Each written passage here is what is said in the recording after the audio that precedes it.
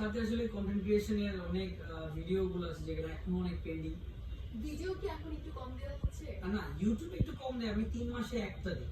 আর ফেসবুকে মোটামুটি একটু অ্যাক্টিভ আছে, বাট ইউটিউবে ব্লগটা আমি ওই যে রেগুলার দিই না, বাট 2-3 মাস আমি এটা আমি আরো বেশ কিছু কন্টেন্ট ক্রিয়েটর্স বা অনেকের কাছ থেকে শুনেছি যে ইউটিউবের থেকে ফেসবুকে রেগুলারিটিটা ফর সাম রিজন বেড়ে যায়। এটার কারণ কি হতে পারে?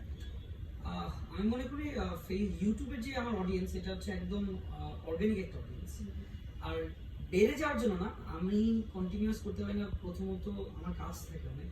আর আমি একটা ব্লগ বা একটা ভিডিও বানাতেই বেশি ইন্টারেস্টেড, 5টা ফালতু ভিডিও না, মানে একটা বেস্ট বানাবো, আমি সেটাই প্ল্যান করি যে ফ্যামিলি নিয়ে দেখতে পারবে।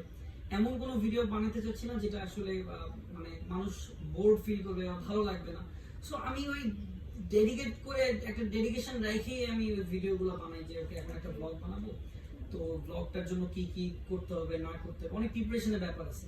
সো প্রিপারেশন নিয়ে একটাই বের করি, আলহামদুলিল্লাহ একটাই। আর আমার